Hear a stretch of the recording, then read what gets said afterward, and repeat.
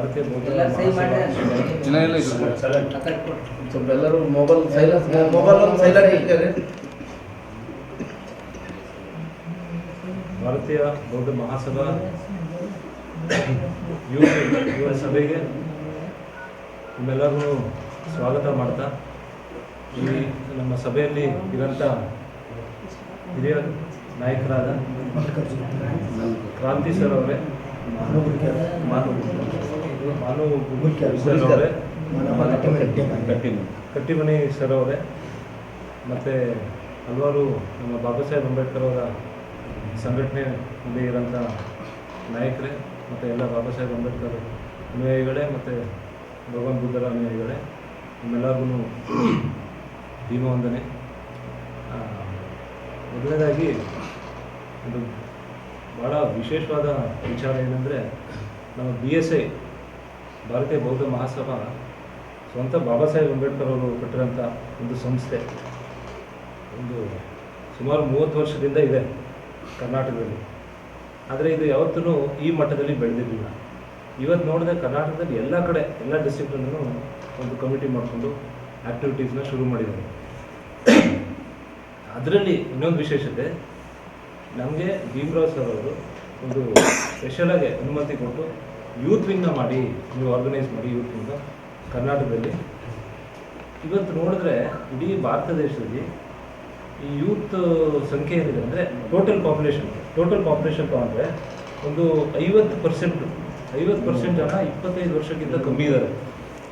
ಒಂದು 65% ಏನಿದ್ದಾರೆ ಜನ 40 ವರ್ಷಕ್ಕಿಂತ ಕಮ್ಮಿ ಇದ್ದಾರೆ. ಇದು ಬೇರೆ ದೇಶದಲ್ಲಿ ಎಲ್ಲೂ ಇಲ್ಲವೇ ಇಲ್ಲ ಇಂಥದ್ದು. ಈ ಯೂತ್ ಪಾಪ್ಯುಲೇಷನು ಈ ಬೇರೆ ದೇಶಗಳನ್ನ ನೋಡಿದ್ರೆ ಅವ್ರು ನಮ್ಮನ್ನ ಕರೀತಾ ಇದ್ದಾರೆ, ಈ ದೇಶದಿಂದ ಬನ್ನಿ ನಮ್ಮ ಕೆಲಸ ಮಾಡಿ, ನಾವು ಏನೇನು ಎಜುಕೇಷನ್ ಕೊಡಬೇಕು ಕೊಡ್ತೀವಿ ಅಂತ ಒಂದು ಆಸ್ತಿನ ನಾವು ಇಟ್ಕೊಂಡಿದ್ದೀವಿ. ಈ ಆಸ್ತಿನ ಯಾವ ರೀತಿ ನಾವು ಬಳಸ್ಬೇಕು ಅನ್ನೋದು ನಾವು ಯೋಚನೆ ಮಾಡಬೇಕು. ಭಾಳ ಮುಖ್ಯವಾಗಿ ನಾವು ಯೋಚನೆ ಮಾಡಿಲ್ಲ ಅಂದರೆ ಬೇರೆ ಬೇರೆ ದಾರಿಗಳಲ್ಲಿ ದಿಕ್ಕು ತಪ್ಪಿಸಿ ಬೇರೆ ಬೇರೆ ರೀತಿಯಲ್ಲಿ ಸಂಘಟನೆಗಳು ಹೋಗ್ಬೋದು. ಇವತ್ತು ನೋಡಿ, ಈಗಿನ ಪರಿಸ್ಥಿತಿ ಭಾಳ ಕ್ರೂಷಿಯಲ್ ಆಗಿದೆ. ಇವತ್ತೇನಾಗ್ತಾಯಿದೆ, ನಮ್ಮ ಯುವಕರು ಎಲ್ಲಿ ಜೈ ಭಾರತ್, ಜೈ ಸಂವಿಧಾನ ಅಂತ ಹೇಳ್ಕೊಂಡು ಹೋಗ್ಬೇಕು, ಜೈ ಶ್ರೀರಾಮ್ ಅಂತ ಹೇಳ್ಕೊಂಡು ತಿರುಗ್ತಾರೆ ಅಲ್ವಾ? ಇವ್ರನ್ನ ಯಾವ ರೀತಿ ದಿಕ್ಕು ತಪ್ಪಿಸ್ತಾ ಇದ್ದಾರೆ ಅಂದರೆ, ಸುಳ್ಳು ಇತಿಹಾಸ ಹೇಳ್ಕೊಂಡು, ಸುಳ್ಳು ಪುರಾಣಗಳನ್ನ ಹೇಳ್ಕೊಂಡು, ಅವ್ರಿಗೆ ಒಂಥರ ಒಂದು ಇವಾಗ ಬೇಕಾಗಿರೋ ಯುವಕರಿಗೇನು ಒಂದು ಉದ್ಯೋಗ ಬೇಕು, ಒಳ್ಳೆ ಎಜುಕೇಷನ್ ಕೊಡಬೇಕು, ಅದು ಬಿಟ್ಬಿಟ್ಟು ಪುರಾಣಗಳನ್ನ ಹೇಳ್ಕೊಂಡು ಏನೇನೋ ಅಸತ್ಯ ಹೇಳ್ಕೊಂಡು ದಿಕ್ಕು ತಪ್ಪಿಸ್ತಾ ಇದ್ದಾರೆ. ಇವ್ರನ್ನ ಯಾವ ರೀತಿ ನಾವು ಕಾಪಾಡಬೇಕು ಅಂದರೆ, ಈ ಸಮಸ್ಯೆ ಭಾಳ ದೊಡ್ಡ ಸಮಸ್ಯೆ. ಇದು ಒಂದು ಸಮುದಾಯಕ್ಕೆ ಸೀಮಿತ ಆಗಿರೋಂಥ ಸಮಸ್ಯೆ ಅಲ್ಲ. ನಾವು ಅಂದ್ಕೊಂಡಿರ್ಬೋದು ಇಲ್ಲಿ ಬರೀ ನಾವು ಒಂದೇ ಸಮುದಾಯದವರು ಇದ್ದೀವಿ ಅಂತ. ಇದು ಸೇರಬೇಕಾಗಿರೋದು ಇವತ್ತು SC ಜನಾಂಗನೂ ಇದ್ದಾರೆ, ST ಜನಾಂಗನೂ ಇದ್ದಾರೆ, OBC ಕೂಡ ಇದ್ದಾರೆ. ನಾವು 17% ಏನು ಕಾನ್ಸಂಟ್ರೇಟ್ ಮಾಡ್ತಾ ಇದ್ದೀವಿ, ಇದು ಆ್ಯಕ್ಚುಲಿ ಪ್ರಾಬ್ಲಮ್ ಇರೋದು 85% ಜನ. 85% ಅಲ್ಲ, 95% ಅಂತ ಹೇಳ್ಬೋದು ನಾವು ಅಲ್ವಾ?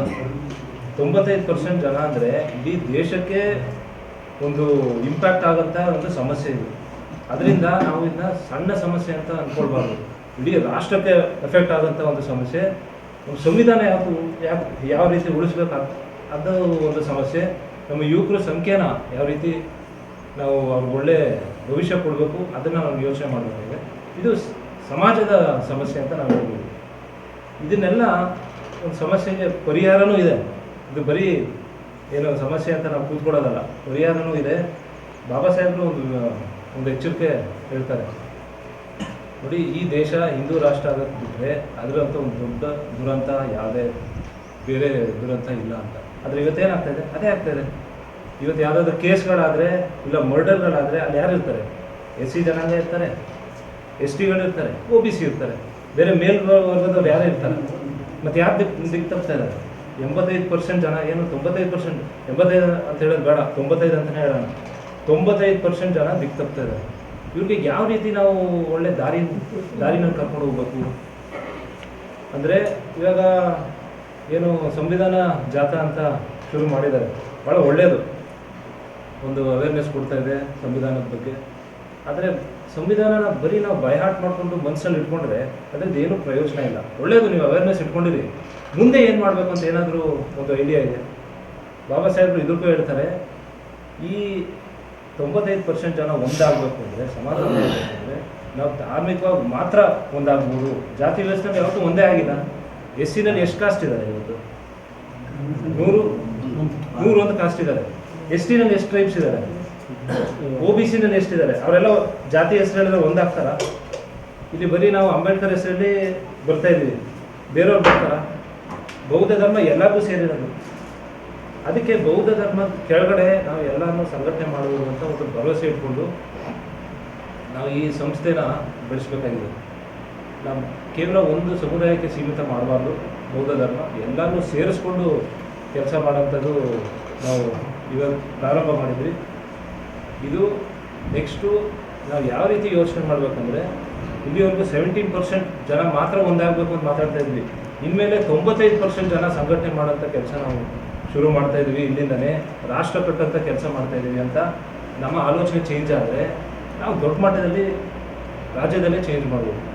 ಇಲ್ಲಿ ನೀವು ದಯವಿಟ್ಟು ಅಂದ್ಕೊಳ್ಬೇಡಿ ಬೌದ್ಧ ಧರ್ಮ ಇಲ್ಲಿವರೆಗೆ ಯಾರೂ ಬೆಳೆಸಿಲ್ಲ, ಬಾಬಾ ಸಾಹೇಬ್ರೆ ಅಷ್ಟು ಪ್ರಯತ್ನ ಪಟ್ಟರು ಅವಾಗಿಂದ, ಇವ್ರು ಬಂದು ಏನು ಮಾಡ್ತಾರೆ ಅಂತ ನಾವು ಆ ಥರ ಮನಸ್ಸು ಇಟ್ಕೊಳ್ಬಾರ್ದು. ಇನ್ಮೇಲೆ ಭಾಳ ಫಾಸ್ಟಾಗಿ ಹೋಗುತ್ತೆ ನೋಡಿ. ಬಾಬಾ ಸಾಹೇಬರು ಪರಿನಿಬ್ಬಾನ ಪಡ್ಕೊಳ್ಳೋದಕ್ಕಿಂತ ಮೊದಲು 3 ತಿಂಗಳಲ್ಲಿ ಎಷ್ಟು ಜನ ಅವರು ಸಭೆ ಸೇರಿಸಿ ಬೌದ್ಧ ಧರ್ಮಕ್ಕೆ ಸೇರಿಸೋದು? 10 ಲಕ್ಷ ಜನ ಸೇರಿಸಿ ಒಂದೇ ದಿನದಲ್ಲಿ ಇವತ್ತು 65 ಲಕ್ಷ ಜನ ಇದ್ದಾರೆ ಮುಂಬೈನಲ್ಲಿ. ಕರ್ನಾಟಕದಲ್ಲಿ ಏನಾಗಿದೆ, ಒಂದು 2001 ಸೆನ್ಸಸ್ನಲ್ಲಿ ನೋಡಿದ್ರೆ ಒಂದು 4 ಲಕ್ಷ ಜನ ಇದ್ದರು ಬೌದ್ಧರು. ಇವತ್ತು ಎಷ್ಟಿದ್ದಾರೆ? 2011 ಸೆನ್ಸಸ್ ನೋಡಿದ್ರೆ 75,000 ಜನ ಇದ್ದಾರೆ. ಮಹಾರಾಷ್ಟ್ರದಲ್ಲಿ ಅಷ್ಟು ಜನ ಬೌದ್ಧರು ಜಾಸ್ತಿ ಆಗಿದ್ದಾರೆ, ಕರ್ನಾಟಕದಲ್ಲಿ ಯಾಕೆ ಇಷ್ಟು ಕಮ್ಮಿ ಆಗಿದ್ದಾರೆ? ಇದನ್ನು ನಾವು ಯೋಚನೆ ಮಾಡಬೇಕಾಗಿದೆ. ಇದರಲ್ಲಿ ನಾವು ಸಮಸ್ಯೆ ಇರೋದು. ನಾವೇನು ಬೌದ್ಧ ಧರ್ಮ ಯಾಕೆ ಬೆಳೀತಲ್ಲ ಅಂದರೆ 2 ಮುಖ್ಯವಾದ ವಿಷಯಗಳಿದೆ. ಒಂದು, ನಾವು ಒಂದಷ್ಟು ಸಭೆಗಳು ಮಾಡಿದ್ದೀವಿ, ಎಲ್ಲ ಮೀಟಿಂಗ್ಸ್ ಎಲ್ಲ ಮಾಡಿದಾಗ ಒಂದು ಫೀಡ್ಬ್ಯಾಕ್ ಬಂತು ನಮಗೆ. ಏನು ನಮಗೆ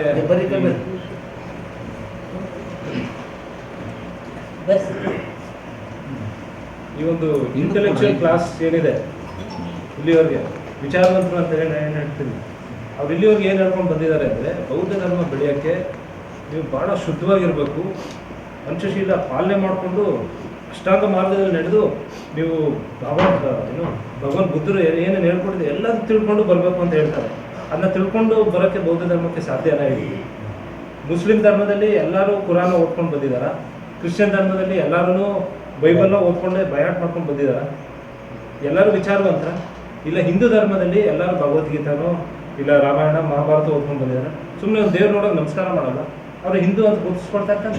ನಾವು ಯಾಕೆ ಬೌದ್ಧರು ಅಂತ ಗುರುತಿಸ್ಕೊಳ್ತಾ ಇಲ್ಲ ಅಂದರೆ, ನಮ್ಮ ಜೊತೆಗೆ ಇರೋಂಥ ವಿಚಾರವಂತರು ನಮ್ಮನ್ನ ತಪ್ಪಿಸ್ತಾ ಇದ್ದಾರೆ. ದಯವಿಟ್ಟು ಬೇಜಾರು ಮಾಡ್ಕೊಳ್ಬೇಡಿ. ನಾವು ಫಸ್ಟು ಮಾಡಬೇಕಾಗಿರೋ ಕೆಲಸ ಬೌದ್ಧ ಧರ್ಮಕ್ಕೆ ಬಂದು ಸೇರ್ಬಿಡ್ಬೇಕು. ಸೇರೋದಂದರೆ ಏನರ್ಥ, ಈ ಏನು ಹಿಂದೂ ಧರ್ಮದ ಬಾಡಿಗೆ ಮನೆ ಅಂತ ಹೇಳ್ಬೋದು, ಬಾಡಿಗೆ ಮನೆಯಲ್ಲಿ ಇದೆಯೋ, ನಾವು ಬಂದು ಬಾಬಾ ಸಾಹೇಬರು ಕಟ್ಟಿರೋಂಥ ಸ್ವಂತ ಮನೆಗೆ ನೀವು ಬಂದು ಪ್ರವೇಶ ಮಾಡಾದ್ಮೇಲೆ ಅಲ್ಲಿರೋಂಥ ವಿಚಾರವಂತರು ಇರ್ಬೋದು, ಇಲ್ಲ ಭಿಕ್ಷು ಸಂಘ ಇರ್ಬೋದು, ಅವರು ನಮಗೆ ಒಳ್ಳೆ ಬುದ್ಧಿ ಹೇಳ್ಕೊಂಡು, ಸುಳ್ಳು ಹೇಳ್ಬೇಡ್ರಪ್ಪ, ನೀವು ಕಳ್ತನ ಮಾಡಬೇಡಿ, ಒಳ್ಳೆ ಬುದ್ಧಿ ಕಲೀರಿ ಅಂತ ಆಮೇಲೆ ಚೇಂಜ್ ಆಗ್ತಾ ಇರುತ್ತೆ. ನಾವು ಒಂದೇ ಸರಿ ಎಲ್ಲ ಚೇಂಜ್ ಮಾಡ್ಕೊಂಡು ಬೌದ್ಧ ಧರ್ಮಕ್ಕೆ ಬಂದ್ವಿ ಅಂದರೆ ಇದು ಅರ್ಥನೇ ಇಲ್ಲ. ಅದಕ್ಕೆ ನಮಗೆ ಏಟ್ ಬೀಳ್ತಾ ಇರೋದು ಬೌದ್ಧ ಧರ್ಮಕ್ಕೆ. ಇಲ್ಲಿ ಜನ ಏನೋ ಸೇರಿದ್ದೀವಿ, ಇನ್ನಷ್ಟು ಸೇರಬೇಕಂದ್ರೆ ಅವ್ರಿಗೆ ಹೇಳ್ಬೇಕು, ನೋಡಿ ಇದು ಸಾಮಾಜಿಕ ಸಂಘಟನೆ ಅಂತ ಹೇಳ್ಬೋದು. ಒಂದು ಬಾಬಾ ಸಾಹೇಬರು ಹೇಳ್ತಾರೆ ಆ ಟೈಮಲ್ಲಿ, ಬುದ್ಧಿಸಮು ಸೋಷಿಯಲ್ ರೆವಲ್ಯೂಷನ್ ಅಂತ. ಆ ಟೈಮಲ್ಲೇ ನಾವು ಅದೇ ಸೋಷಿಯಲ್ ರೆವಲ್ಯೂಷನ್ನ ಇವತ್ತು ಮಾಡಬೇಕಾಗಿದೆ. ಈ ಭಯನ ನಾವು ಸೃಷ್ಟಿ ಮಾಡಿಬಿಟ್ಟು ಇದು ನಮ್ಮ ಧರ್ಮಕ್ಕೆ ಭಾಳ ಡ್ಯಾಮೇಜ್ ಆಗಿದೆ. ಇನ್ನು ಮುಂದೆ ನಾವು ಯುವಕರನ್ನ ಅಟ್ರಾಕ್ಟ್ ಮಾಡಬೇಕಂದ್ರೆ ಅವ್ರಿಗೆ ಹೇಳ್ಬೇಕು, ನೋಡಿ ಬಾಬಾ ಸಾಹೇಬರು ಕೊಟ್ಟಿರೋಂಥ ದಾರಿನಲ್ಲಿ ನಾವು ನಡಿಬೇಕು, ಅಷ್ಟೇ ಕಣ್ಣು ಮುಚ್ಕೊಂಡು ಬರಬೇಕು. ಅದು ಬಂದಾದಮೇಲೆ ಮಿಕ್ಕಿದ ಚೇಂಜ್ಗಳು ಏನೇನಾಗುತ್ತೆ ಅದೆಲ್ಲ ಅದು ಫಾಲೋ ಆಗೇ ಆಗುತ್ತೆ. ನಮಗೆ ಮೀಸಲಾತಿ ಭಯ ಇದೆಯಾ? ಮೈನಾರಿಟೀಸ್ನಲ್ಲಿ ಏನು ಸಿಗಬೇಕು ಇದಕ್ಕಿಂತ ಡಬಲ್ ಸಿಗುತ್ತೆ ಬೌದ್ಧರಾಗಿ. ಇವಾಗ ಮೀಸಲಾತಿನಲ್ಲಿ ಏನು ಸಿಗ್ತದೆ? 101 ಜಾತಿಗಳಿದೆ, ಅದರಲ್ಲಿ ಏನು ನಮ್ಮ ಪರ್ಸೆಂಟೇಜ್ ಏನಿದೆ? ನಿನ್ನೆ ಮಾತಾಡ್ಕೊಂಡು ಬಂದು ಮೀಸಲಾತಿ ಎಷ್ಟು ಈ ಒಂದು 101 ಜಾತಿಗೆ, ಅದರಲ್ಲೂ ಸ್ವಲ್ಪ ಏನು ಎಜುಕೇಷನ್ ಇರೋರ್ಗೂ ಸಿಗಷ್ಟು ಬಂದರೆ ನೋಡಿದ್ರೆ ಭಾಳ ಕಮ್ಮಿನೇ, ಮೀಸಲಾತಿನೂ ಕಮ್ಮಿನೇ. ಅದೇ ಬೌದ್ಧರಾಗಿ ಡಿಫೈನ್ಡ್ ಆಗಿದೆ ಕರೆಕ್ಟಾಗಿ, ಬೌದ್ಧರು ಇಷ್ಟು ಅಂತ. ಇವಾಗ ಎಸ್ ಸಿನಲ್ಲಿ ಯಾರಿಗೆ ಕೊಡೋಕ್ಕಾಗುತ್ತೆ? ಅಸ್ಪೃಶ್ಯರು ಇದ್ದಾರೆ, ಸ್ಪೃಶ್ಯರು ಇದ್ದಾರೆ, ಯಾರು ಕೊಡೋದು ಮೀಸಲಾತಿ? ಈ ಥರ ಕನ್ಫ್ಯೂಷನ್ ಆಗ್ತಾ ಇದೆ. ಮುಂದೆ ದಿನಗಳಲ್ಲಿ ನಾವು ಎಲ್ಲ ಬೆನಿಫಿಟ್ಸ್ ತಗೊಳ್ಬೇಕು ಅಂದರೆ ನಮಗೆ ಭವಿಷ್ಯ ಇದ್ದರೆ ಧಾರ್ಮಿಕವಾಗಿ ಒಂದಾಗಬೇಕು, ಜಾತಿನಲ್ಲಿ ಯಾವತ್ತೂ ಒಂದಾಗಕ್ಕಾಗಲ್ಲ. ಇದನ್ನ ತಿಳ್ಕೊಳ್ಳಿ.